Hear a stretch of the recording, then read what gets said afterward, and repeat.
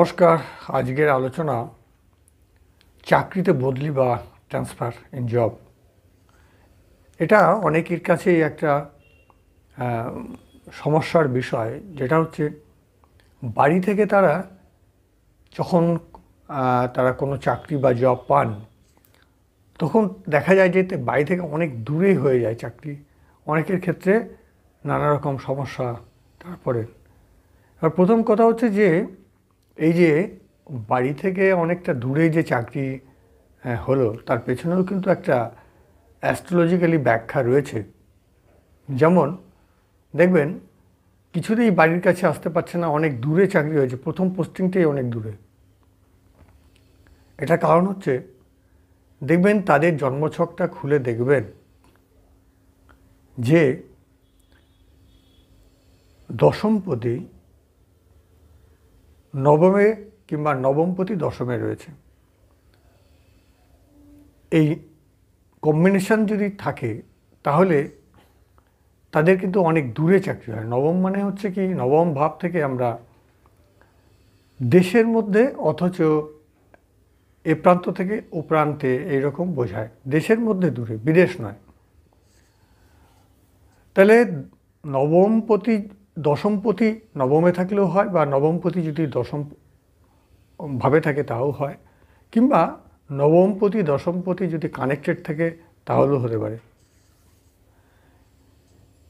এই ধরনের একটা কম্বিনেশন যখন একটা জন্মছকে থাকে, তখন প্রায় দেখা যায় যে তাদের কর্মস্থল বাড়ি থেকে অনেকটা দূরে। তখন তারা বাড়ির কাছাকাছি পোস্টিং নিতে চান নানা রকম সুবিধার জন্য। তো এই যে তার জন্য তারা ট্রান্সফার চান। তা এই ট্রান্সফারটা অনেকে প্রমোশনাল ট্রান্সফার চান, সেটা এখানে কিন্তু অ্যাপ্লিকেবল নয়।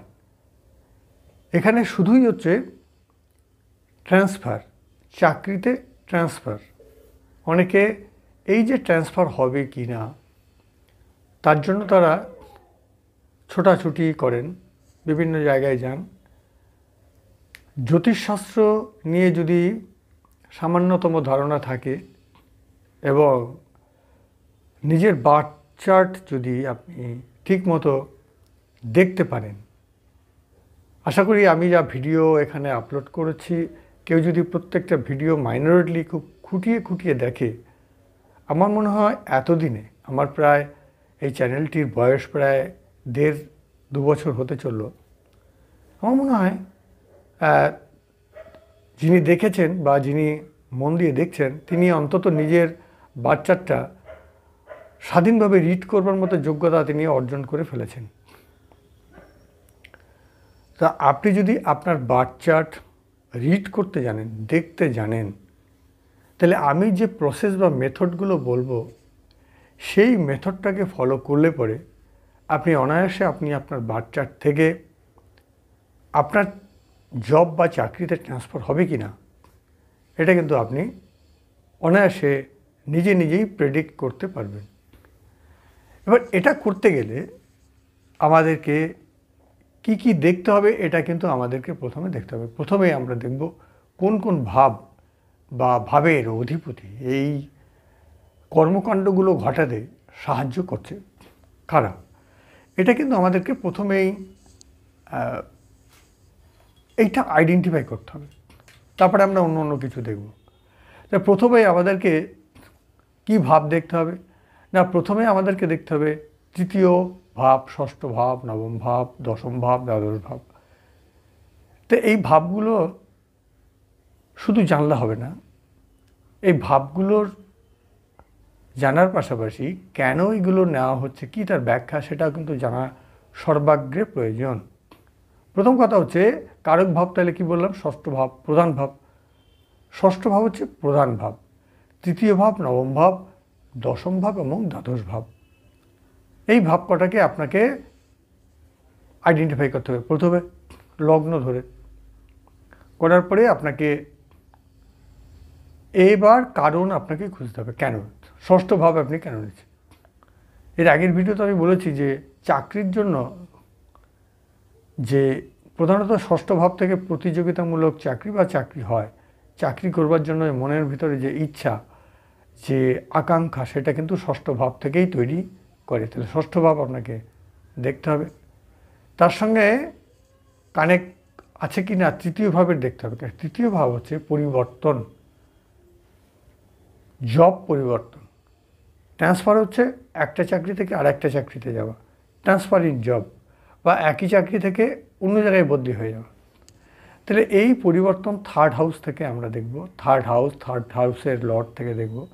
বাড়ির বাইরেটাও কিন্তু থার্ড হাউস বোঝায়, এক স্থান থেকে অন্য স্থান যাওয়াটাও থার্ড হাউস থেকে আমরা ডিটেক্ট করি। তাহলে ষষ্ঠ ভাবের সঙ্গে যখন থার্ড হাউসের কানেক্ট হবে, তখন আমরা ধরে নেব যে কর্মক্ষেত্রে পরিবর্তনের একটা সম্ভাবনা কিন্তু এই সময় জোরালো হচ্ছে।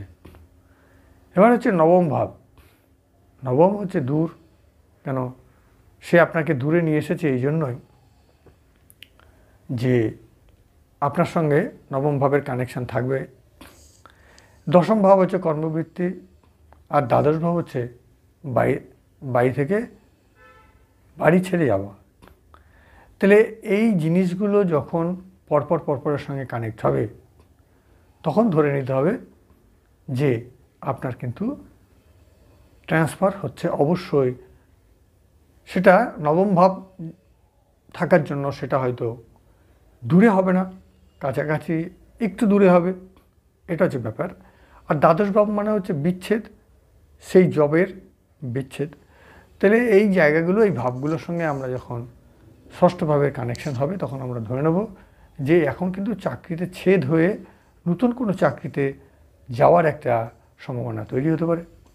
এর সঙ্গে যদি সেভেন্থ হাউসের যোগ হয়, সেভেন্থ হাউসের কথা কেন বললাম? সেভেন্থ হাউসের কথা এই জন্য বললাম যে সেভেন্থ হাউস হচ্ছে পদ, র্যাঙ্ক।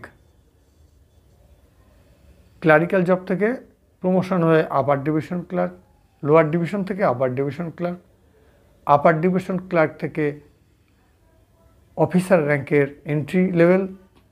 তো এই যে জায়গাগুলো বলছি, এগুলো হতে পারে তখনই যখন সেভেন্থ হাউসে বা সেভেন্থ লর্ডের সঙ্গে কানেকশান থাকবে। এবার সেই ট্রান্সফারটা একদম বাড়ির কাছাকাছি হবে কি না, বাড়ির সন্নিকট, এটা যখন আমরা বিচার করব, তখন কিন্তু আমাদেরকে হোমের সঙ্গে যোগ করতে হবে। তাহলে সেটা ফোর্থ হাউস। তাহলে সপ্তম ভাবের সঙ্গে যদি যোগ হয়, তাহলে প্রমোশন হয়ে ট্রান্সফার। তার সঙ্গে যদি ফোর্থ হাউসের জোরালো কানেকশন থাকে, তাহলে কিন্তু সেই ট্রান্সফার এসে বাড়ির কাছাকাছি চলে এলো।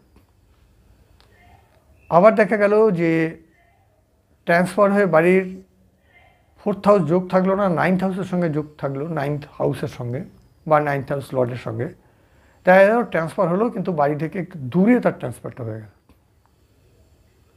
তাহলে এইভাবে আমরা কর্মের ছেদ, নতুন কর্মের প্রবেশ, ট্রান্সফার বাড়ির কাছে হবে কি না, এগুলো আমরা দেখব। এইভাবেই আমরা দেখব। এই মেথডটাকে আমরা বলি সনাতন বৈদিক জ্যোতিষশাস্ত্র মতে। নারী জ্যোতিষ মতে দেখার চোখ আলাদা, পদ্ধতি আলাদা। কেপি অ্যাস্ট্রোলজিতে আরও সূক্ষ্মভাবে এটাকে বিচার করা হয়। তো এইভাবে আমরা এই জিনিসগুলোকে দেখব। এই যে এ প্রসঙ্গে আরও দু একটি কথা বলে নিই, যেটা হচ্ছে যখন আপনি এই চাকরিতে ট্রান্সফারের বিষয়ে বিবেচনা করবেন, তখন আপনাকে ষষ্ঠ ভাবের বলবত্তাটাকে দেখতে হবে, পাওয়ারটাকে দেখতে হবে। ষষ্ঠ ভাব যদি ষষ্ঠ ভাব যদি দুর্বল থাকে, নিচস্থ থাকে, ষষ্ঠ ভাবের দুপাশে যদি ম্যালিফিক প্ল্যানেট থাকে, যেটাকে আমরা পুস্তকের ভাষায় পাপ মধ্যগত ষষ্ঠ ভাবপতি বলে থাকি, বা ষষ্ঠ ভাব অধিপতি।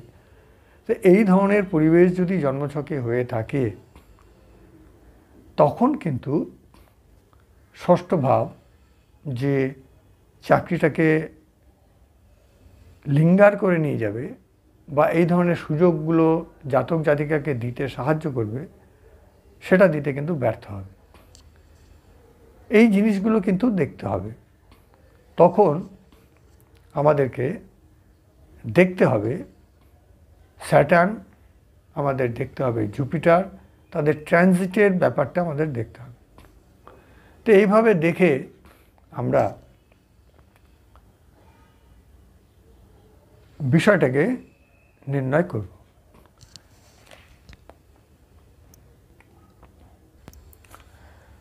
যখন আমরা কোনো ভাবকে নিয়ে আলোচনা করব, সবসময় কিন্তু সেই ভাবের যে তিনটি অ্যাঙ্গেল বা কোণ রয়েছে, এই কোণ নিয়ে আমি এর আগে একটি ভিডিওতে ডায়াগ্রাম দিয়ে আলোচনা করেছি।